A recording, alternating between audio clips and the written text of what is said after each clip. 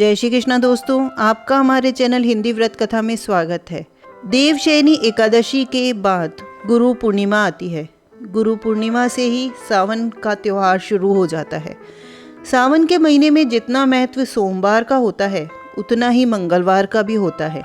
जहाँ हर सोमवार को भोलेनाथ की पूजा होती है, वहीं हर मंगलवार को मंगला गौरी की पूजा होती है। कहा जाता है कि यदि किसी के वैवाहिक जीवन में कोई समस्या है, विवाह में कोई अड़चन आ रही है, संतान सुख प्राप्त नहीं हो रहा है, तो उसे मंगला गौरी का व्रत मंगलवार के दिन रखना चाहिए। 16 मंगला गौरी का व्रत करने से माता गौरी सभी मनोकामनाएं पूर्ण करती है। तो आइए सुनते हैं मंगला गौरी के व्रत की कथा। पौराणिक कथा के अनुसार पुराने समय में एक धर्मपाल नाम का सेठ था। उसके कोई धन दौलत की कमी नहीं थी, बस कमी थी तो संतान की।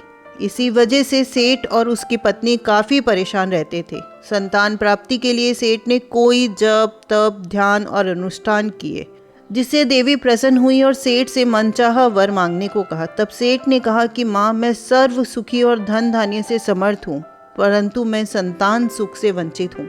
मैं आपसे वंश चलाने के लिए एक पुत्र का वरदान मांगता हूँ। सेठ की बात सुनकर देवी ने कहा कि सेठ, तुमने बहुत ही कठिन वरदान मांगा है।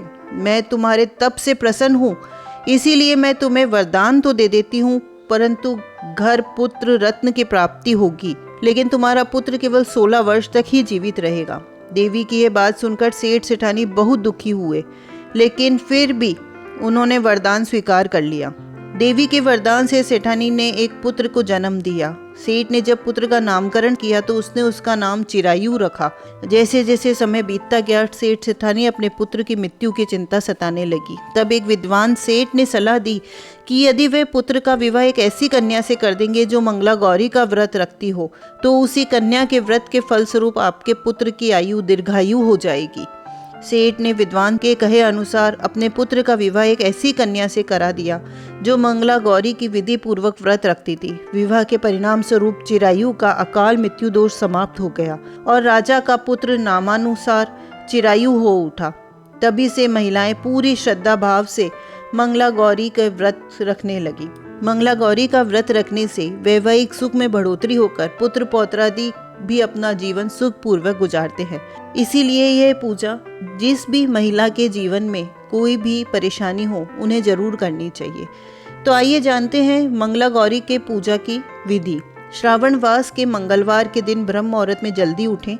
नित्य कर्मों से निवृत्त होकर साफ सुथरे धुले हुए नए वस्त्र धारण कर व्रत करें। माँ गौरी का चित्र या प्रतिमा लें और निम्न मंत्र का संकल्प करें। मम पुत्रा पौत्र सौभाग्य व्रते श्री मंगला गौरी प्रत्यर्थ 5 वर्ष पर्यंत मंगला गौरी व्रत महम करिष्ये। अर्थात मैं अपने पति पुत्र पौत्रों उनकी सौभाग्य वृद्धि एवं मंगला गौरी की कृपा प्राप्ति के लिए इस व्रत को करने का संकल्प लेती हूँ। तत्पश्चात मंगला गौरी के चित्र या प्रतिमा को एक चौकी पर सफ़ेद फिर लाल वस्त्र बिछाकर स्थापित करें। प्रतिमा के सामने घी का दीपक जलाएं। दीपक ऐसा हो जिसमें 16 बत्तियां लगाई जा सके।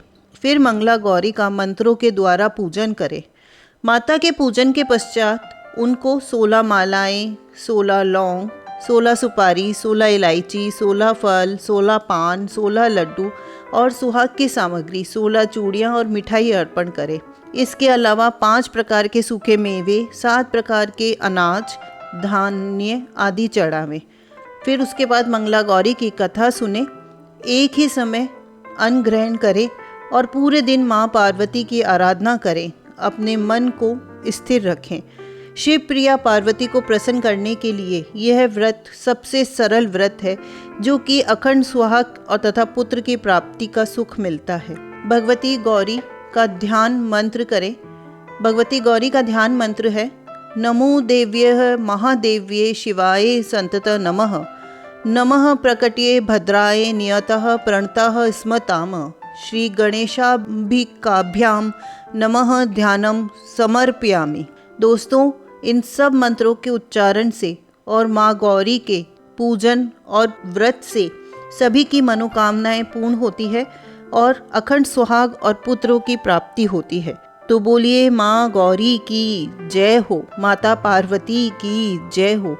तो दोस्तों, आपको ये जानकारी, ये कहानी अच्छी लगी हो तो प्लीज़ लाइक करें, कमेंट करके हमें प्रोत्साहित करें और हमारे चैनल को सब्सक्राइब करें। धन्यवाद।